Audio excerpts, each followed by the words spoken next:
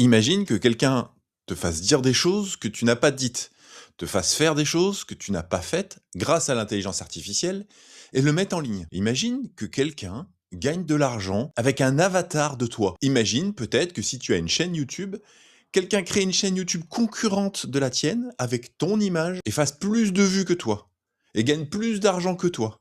Voire même que cette personne finisse par dire que tu es un faux et que c'est lui le vrai toi. Tous ces scénarios, aujourd'hui, avec l'intelligence artificielle, ne sont pas des fantasmes. C'est une réalité technologique. La dernière étape qu'il nous reste à franchir à ce sujet, c'est d'avoir des cas réels, documentés de A à Z. Et je pense qu'on va voir dans les prochaines années de grands procès, de grandes polémiques autour de cette question. Mais dès qu'une technologie apparaît permettant de faire quelque chose de nouveau, il y a très rapidement la contre-mesure qui apparaît. Métaphore du glaive et du bouclier, tu connais. Quand le glaive devient plus perçant, les boucliers deviennent plus solides. Quand les boucliers deviennent plus solides, les glaives deviennent plus perforants. Et dernièrement, c'est YouTube qui a sorti une contre-mesure à ce phénomène d'usurpation de la création de contenu à partir de l'image de quelqu'un d'autre. Et je te montre ça tout de suite. Mais même si tu n'es pas créateur de contenu, regarde la vidéo parce que je pense que ça va avoir des implications à l'avenir pour absolument tout le monde. YouTube a mis en place pour les créateurs de contenu qui font partie du programme partenaire, donc ceux dont la chaîne est monétisée, une fonctionnalité de détection de ressemblance. Ça fonctionne comme la fonctionnalité de protection du contenu. Donc si quelqu'un met en ligne une vidéo ou une musique qui m'appartient, je vais avoir des alertes me disant que quelqu'un utilise des contenus à moi. Mais avec l'intelligence artificielle, il est possible de créer des contenus avec ma tête, avec ma façon de parler, avec ma gestuelle, et qui ne soit pas du contenu que j'ai créé. Donc cette fonctionnalité de YouTube répond à cette problématique. On regarde rapidement ce qu'il nous en dit. Qu'est-ce que la détection de ressemblance?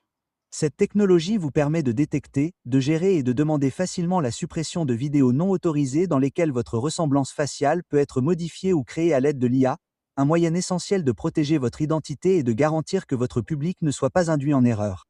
Cela inclut la protection des créateurs et de leurs entreprises. Nous avons donc conçu cet outil pour vous aider à surveiller la manière dont votre ressemblance est affichée. En d'autres termes, il vous permet de savoir si d'autres personnes génèrent des vidéos en utilisant votre ressemblance faciale. Protégez votre identité. Si vous voyez une vidéo qui utilise votre image sans votre permission, vous pourrez envoyer une demande de suppression pour examen conformément aux règles de confidentialité de YouTube. Cette fonctionnalité, à mon avis, est absolument révolutionnaire. Il y a un point très positif, c'est que YouTube devient un moyen de protéger sa création. Ici, YouTube veut protéger d'abord les aspects économiques de l'image de quelqu'un, ce qui ne résout pas tous les problèmes, mais qui a l'avantage qu'une solution technologique commence à être mise en œuvre. Premier problème, ça ne protège pas ton image sur tous les réseaux sociaux, bien sûr, ça protège ton image sur YouTube. Deuxième problème, il faut avoir une chaîne YouTube et il faut qu'elle soit monétisée, ce qui veut dire que ça ne concerne pas tout le monde, mais ça pourrait être élargi à l'avenir. Ça sera intéressant de voir ça. Et on comprend bien hein, l'intérêt de pouvoir protéger son image sur YouTube ou éventuellement plus tard sur n'importe quelle plateforme, parce que ça permet immédiatement de détecter, grâce à l'intelligence artificielle, en automatique, tous les contenus créés avec ton image et qui ne sont pas toi, de manière à demander des suppressions quand légalement tu peux le faire, et à alerter les gens quand ça n'est pas toi, et à prouver aux gens aussi, potentiellement, ce qui est toi et ce qui n'est pas toi. On voit ici émerger une technologie qui va permettre de reprendre la main sur son image, chose que l'IA semble vouloir nous faire perdre. Alors si tu n'es pas créateur de contenu, tu te dis « tout ça ne me concerne pas. Mon image n'est pas disponible en ligne, personne ne fera jamais d'image de moi comme ça. » Est-ce que tu en es sûr? Est-ce que vraiment personne ne pourra un jour te prendre en photo, quelqu'un de ton entourage, et utiliser l'intelligence artificielle pour créer du contenu sexualisé à partir de ton image? La polémique actuellement sur Grok montre que c'est tout à fait possible, et pour l'instant, ça touche majoritairement des gens dont l'image est connue. Mais il n'y a absolument aucune raison que demain, ça ne touche pas n'importe quelle personne dont la photo est disponible, y compris des enfants, ce qui a déjà été le cas avec Grok, et avec la capacité des informations à se disperser sur Internet, on imagine bien le problème, notamment quand il s'agit de mineurs.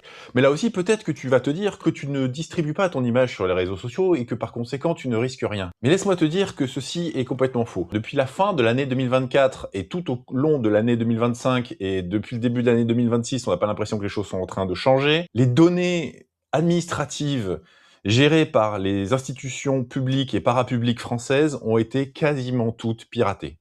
La Sécu, la CAF, une partie de l'administration fiscale, les fédérations françaises de sport, donc Fédération française de tir, Fédération française de foot en 2024, Fédération française de basket, les hôpitaux, la CAF, la Sécu. J'ai dit la Sécu?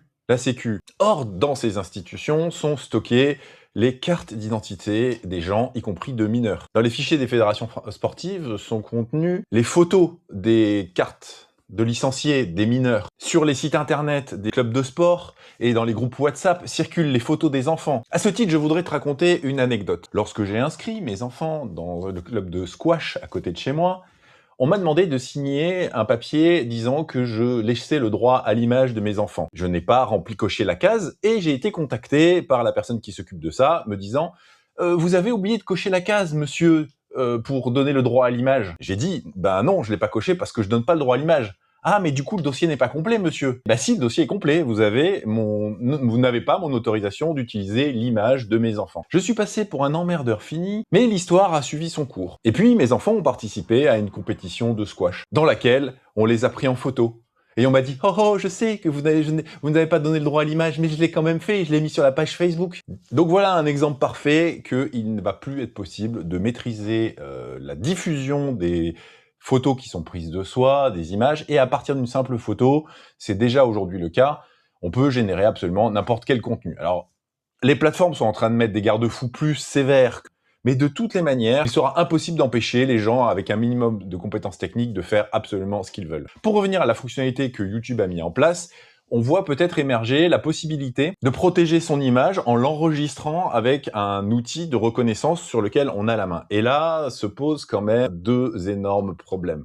Le premier problème est que cela signifie que tout le monde devra avoir son image enregistrée quelque part, probablement y compris les mineurs, pour protéger leur image. Et probablement qu'il faudra le faire avant que quelqu'un d'autre le fasse à sa place. Deuxième problème, même si j'aime beaucoup YouTube, est-ce que j'ai vraiment envie que YouTube, qui appartient à Google, soit la personne qui maîtrise la clé qui me permette de justifier de qui est moi et qui n'est pas moi dans le monde numérique? Il va falloir faire un choix entre deux voies. La voie hypothétique de ne pas exister sur les réseaux sociaux et de ne pas exister de manière numérique, ce qui est actuellement, en tout cas si tu es français par exemple, littéralement impossible de vivre, ce qui est littéralement impossible, parce que par exemple tu ne peux même pas passer ton permis, tu ne peux pas vivre tout simplement, tu ne peux rien acheter, tu ne peux rien vendre, tu ne peux pas ouvrir de compte bancaire, tu ne peux plus rien faire, ou alors plonger dans le monde numérique. Personnellement, je me pose encore la question de savoir ce que je vais faire. De toute façon, pour l'instant, je n'ai pas accès à la fonctionnalité de reconnaissance de ressemblance YouTube, puisque je ne suis pas membre du programme partenaire parce que j'y ai pas droit, parce que ma chaîne est trop petite, donc n'hésite pas à t'abonner d'ailleurs à l'occasion. Mais si ça t'intéresse, suis cette chaîne parce que j'irai probablement tester ça dès que j'y aurai accès, et je continuerai à faire des analyses de cette question qui me passionne, de comment maîtriser son identité numérique à l'heure de l'intelligence artificielle. Bonne journée à toi et à demain pour une prochaine vidéo.